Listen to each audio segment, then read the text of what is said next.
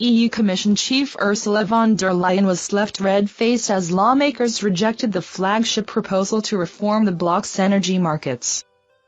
Earlier today, Wednesday, European Parliament members voted to reject a proposal by the EU Commission to reform the bloc's carbon market, which is aimed at cutting emissions over the next decade. By sending the proposal back to the parliamentary committee tasked with drafting it, the lawmakers thwarted an attempt to confirm the EU Assembly's position over upcoming negotiations on the final carbon market reform.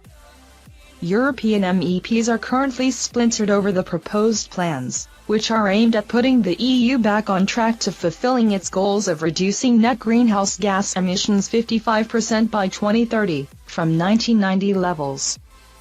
The flagship proposal made by the Commission is a major reform of the EU's carbon market, known as the Emissions Trading Scheme, which could have been its biggest overhaul since it was launched in 2005.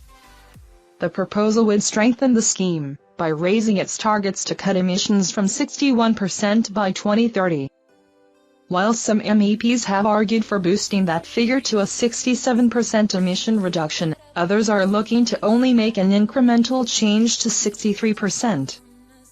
Another major proposal to set the EU on course to reach its climate targets was to issue an effective ban on new internal combustion engine car sales by 2035 by imposing a 100% cut on CO2 emissions from new cars.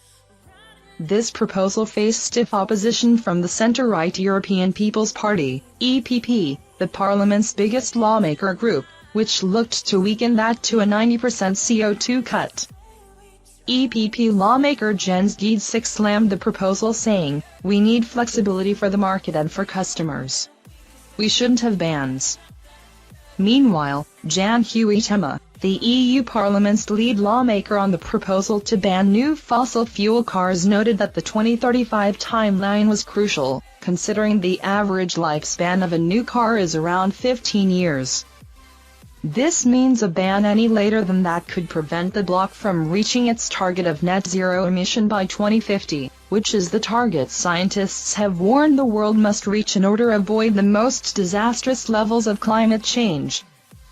The proposal to reform the emissions trading scheme was strongly rejected by the EU Parliament, with 340 votes against and 265 in favour, with 34 abstentions. One diplomat told Euractiv the rejection risks delaying negotiations with EU member countries to finalize the package, as capitals will likely have to wait for the European Parliament to stop squabbling. Peter Liese, a German MEP from the centre-right European People's Party, EPP, who was the leading lawmaker on the ETS revision, said, "The Social Democrats and the Greens have failed to live up to their responsibility for climate protection." Thank you for watching our videos. Subscribe to our channel to get notifications when we post newest videos. Thank you and goodbye.